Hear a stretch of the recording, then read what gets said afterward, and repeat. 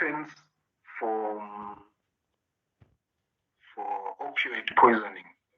Okay, we know opioids that is caused by organophosphate poisoning, and that one caused by opioid poisoning. So make sure you know. If you don't know, ask.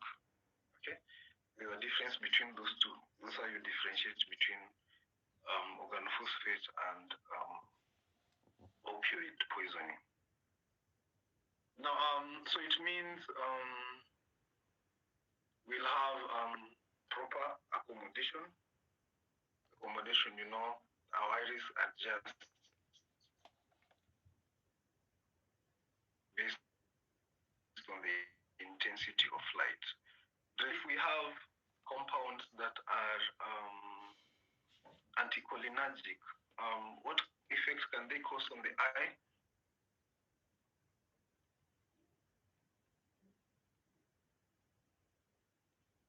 This is a discussion. I think it's not a very difficult one. So what happens to intraocular pressure if you get an anticholinergic agent? There's an increase in intraocular pressure because there will be no drainage of There's increase. Yes, and because of that, now for conditions like open angle glaucoma, it means some anticholinergics can be used, you know, in open angle glaucoma. Okay, and I usually like taking my students back. Okay, remember that's also the function of which prostaglandin? Prostaglandin F2 alpha. F2 alpha, yes. So then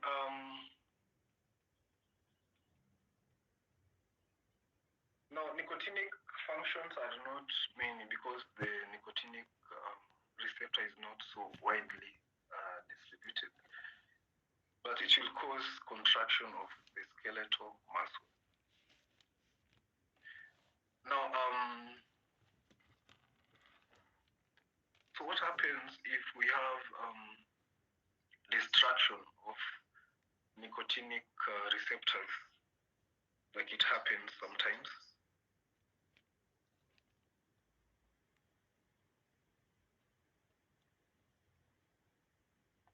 What happens?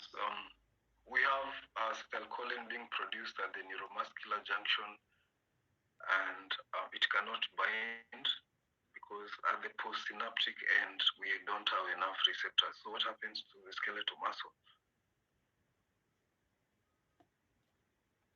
There'll be conditions such as myasthenia gravis. There'll be conditions such as myasthenia gravis. And for those, have you seen a myasthenia gravis patient?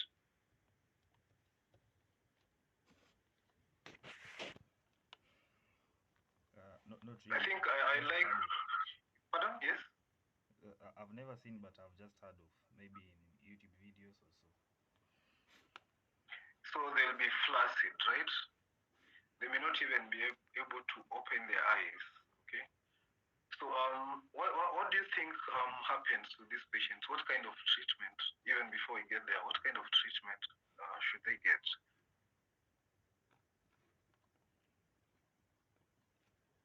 Like, what's the aim of treatment in myasthenia gravis? I think they'll be given maybe treatment such as maybe cholinesterase inhibitors, yeah, or immunosuppressants, because partly the condition is an autoimmune disorder. So it means the aim is to increase the local concentration of acetylcholine, right? Yes. Yes, right. Because there's a problem in the neuromuscular junction. Mm-hmm. Yeah, so when you increase the acetylcholine, now you're able to you're able to increase the communication within the neuron, so now the muscle can be able to function. Good. And I think this lesson should end. You guys are good. Always because it's a Monday. No, we can remember our physiology. Yeah. It's good that you remember physiology. Now, because I think I remember I said nature cannot produce something that it cannot destroy. I say that. So acetylcholine is usually synthesized, metabolized almost instantaneously. Now, generally, ester-containing compounds are not quite stable in the body. They basically metabolized wherever they're found. So we cannot use acetylcholine, but we can use compounds that mimic its action. And that's why compounds like carbachol are used, topically to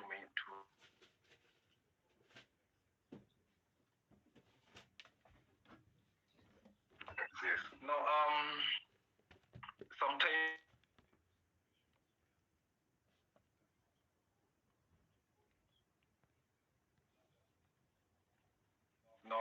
know this. Men after what age should men visit go to hospital and get checked? From above 40. Above 40, you should go for at least a PSA or a DRE. Okay. Yes. So because we said acetylcholine maintains tone, bladder. So in case of hypotonia, it means there's low muscle tone for reasons because of post-operative issues or there's some paralysis. Then this one can be used to help your bladder contract and expel urine.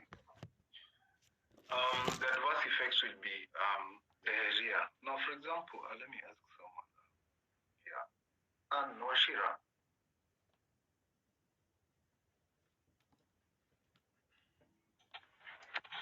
Yes. Why do you think acetylcholine can cause diarrhea?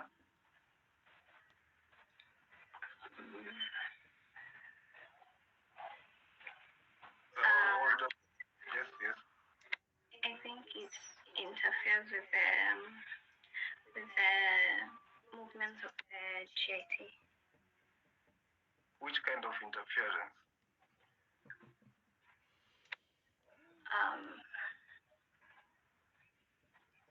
I'm not sure how to explain. Man, we've been talking about this the whole time. Auraka?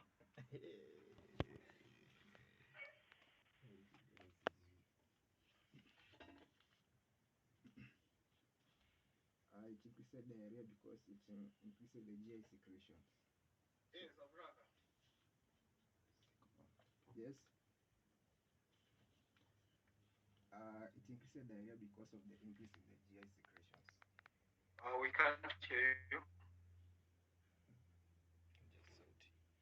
Belinda? Yes. Yes. I think it interferes with GI motility. It increases GI motility. Hence, Yes. But the that's what I want. movement will lead to diarrhea. In an exam, if you say increase of peristalsis, that's enough to give you a mark, okay? And flushing, what do you think? Because flushing, these compounds can cause flushing. What did you say they do to blood vessels in the skin? Vasodilation. The blood vessels in the skin are relaxed. That's what we said.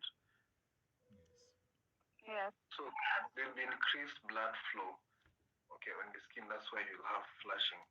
But I think we can't see this when you see flushing in an African, a dark-skinned African, no, you can't. Salivation, of course, and salivation is through which specific receptor?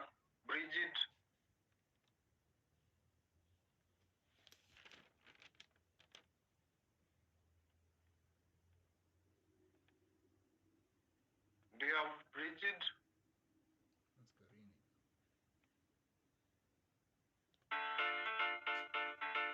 Benson? Muscarinic receptors. Which muscarinic receptor? M3. M3 in your salivary gland. Where is Bridget? Class rep. Class rep? Yeah. Do you usually tick the people who are here? Yeah. And think some just log in and they don't attend classes. Hi. Hello. Yes. Oh, sorry. I think I had a problem with my mic. No, we were saying which specific receptors do you find in the salivary gland? M1 and M3. Sweating. They'll cause sweating. Through which muscarinic receptor? Sweating. Sweating na salivary glands naingia na. M3 receptor. Okay. Bruce.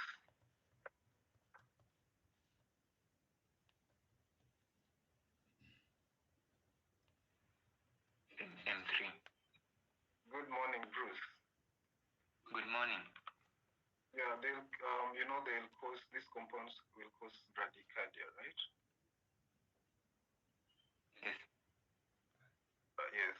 Explain. How they decreases heart rates.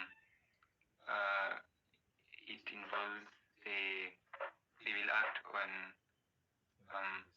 their action on M2 receptors will be compromised, and thus the contraction of the heart muscles will be reduced. Therefore, there will be bradycardia. We say it slows down the sinoatrial node. You see that? Yes. No. Okay. And for hypotension, Vasodilation.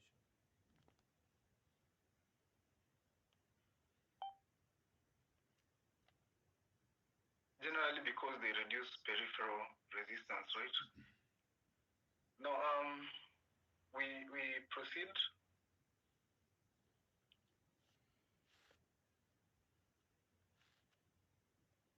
No, these are basically synthetic derivatives of acetylcholine. So they just basically mimic the functions of acetylcholine. Now, then we have alkaloids. So it means these are just compounds that come from plants. And the one thing we should know about alkaloids from pharmacognosy, if I'm not wrong, is that then the most popular class of compounds. And another thing we know is that which other properties were we taught about alkaloids?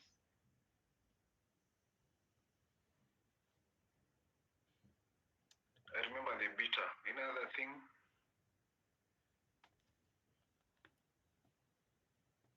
They contain a high amount of nitrogen. Huh?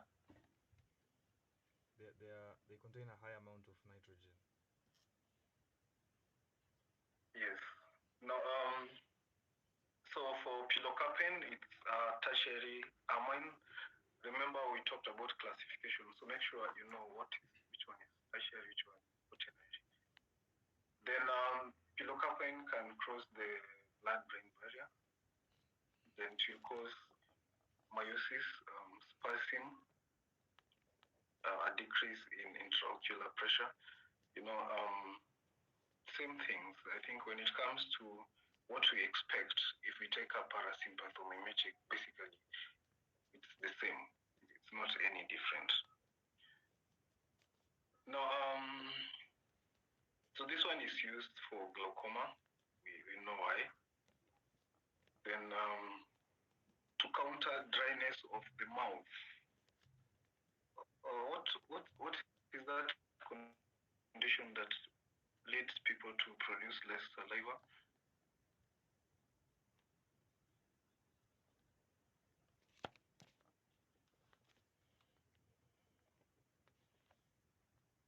Yes, sometimes, yes?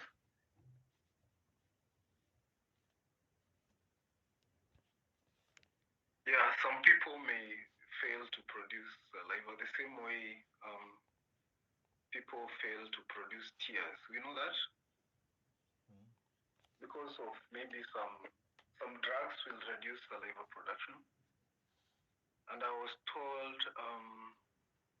yes, I want somebody to explain to me. I was told people who smoke cannabis it affects saliva production. Is that true? I'm here to do research.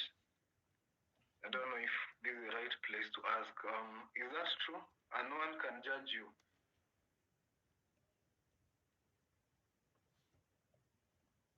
Does it affect saliva production?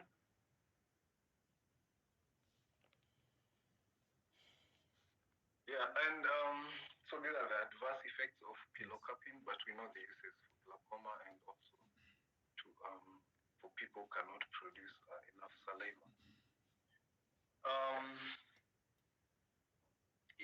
Somewhere in fifth year, when we shall talk about ocular pharmacology, I think 5.2, then we shall learn about the eye and how aqueous humor is supposed to be drained through some channels, and if that doesn't happen, then you'll have increased intraocular pressure and you have open angle glaucoma. And then we learn about the several treatment options available for management of this condition. It's fairly common. And that's when you'll know the difference between the open angle glaucoma and narrow or closed angle glaucoma. So I think you don't have to stress yourself so much over but you have to appreciate how parasympathomimetics will act to reduce intraocular pressure. So there are two mechanisms. You know, when you want to reduce intraocular pressure, you either decrease its production or you increase its drainage. Those are the two options. So whichever compound you use, whether it's prostaglandin analog or whether it's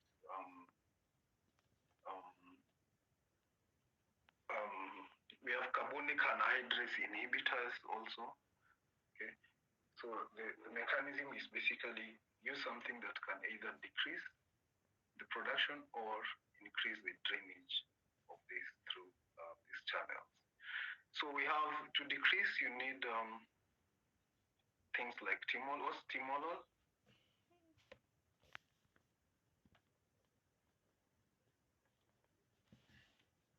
Timolol. It's a steroid. A steroid?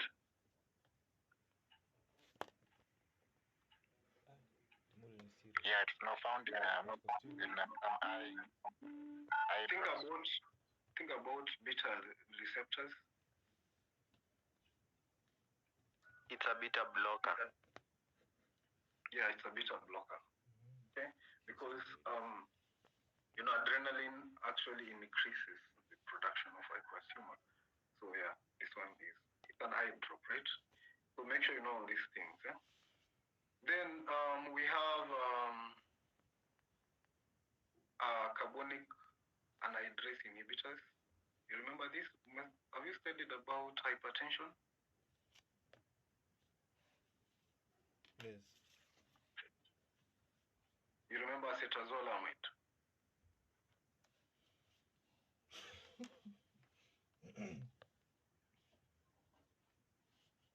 We forgot. We did the exam.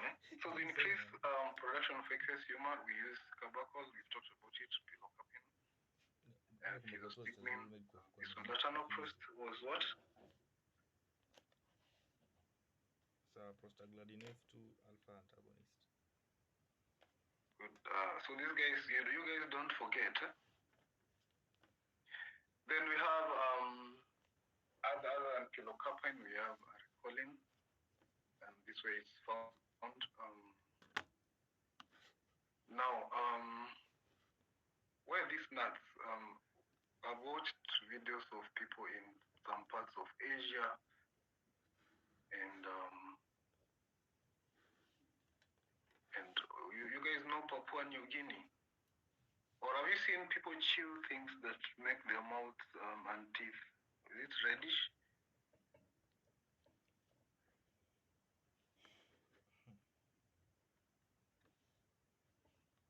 Yeah, I think they may be the nuts, but I'm not very sure. But this compound is derived from betel nuts. And muscarine, we said, is a classical agonist on the muscarinic receptor. And the antidote for all this isotropine. The reason why I'm not going into specifics of this compound is, you can't have, you won't come across these things. Muscarine is basically a very academic, it's an academic molecule. I like calling it that way. Now, so it's found in some mushrooms, and this is the name of the mushroom. You can eat them in small amounts. They're not as toxic, but in large amounts, yes, you'll have muscarine poisoning, and you'll have classical parasympathomimetic signs and symptoms. And for this, if that happens, then the antidote for that is atropine. But we don't really get to get these mushrooms here. In this country, we have another plant that people mistaken for some vegetables and eat it. And it has caused a bit of death, but it's manageable. The symptoms are manageable if proper care is initiated in time. Now, for anticholinesterase, these ones do exactly the opposite of what we've been discussing. And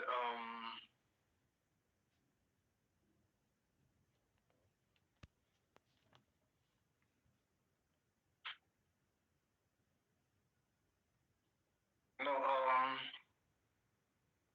I think next time we want to talk about organophosphate poisoning and other conditions related to metabolism of acetylcholine. And make sure you know at least how organophosphate poisoning presents. It's basically the opposite of what we've been talking about. If you have an excess of acetylcholine, what happens to you? Now, the topic for this semester is not so big. After this, we go to the adrenergic systems, and we shall be done.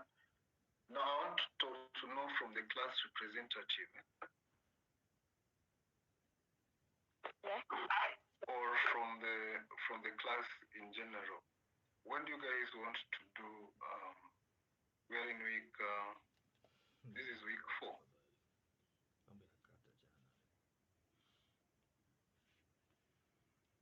Class, this must be week 4, right? Yes, it is. So, do we do our cut as soon as possible, or do we wait?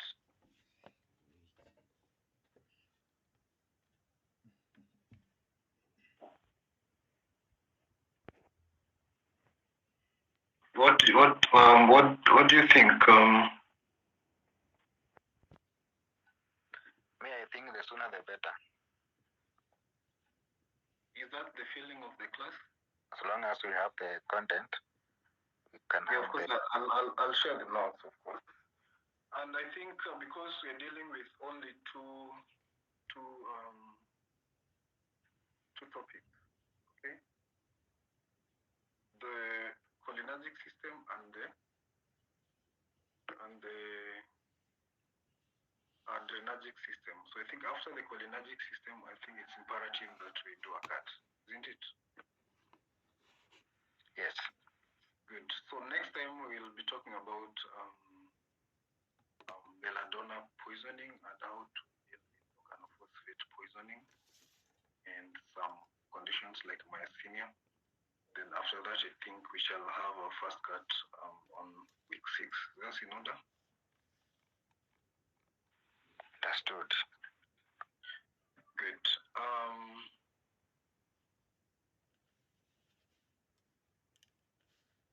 Yes, I think we can call it a day because at this point, and with blackouts, I think my laptop is about to go off. So let's meet next week such a time, but I don't know if I should send notes soon or after next lesson. Just send immediately.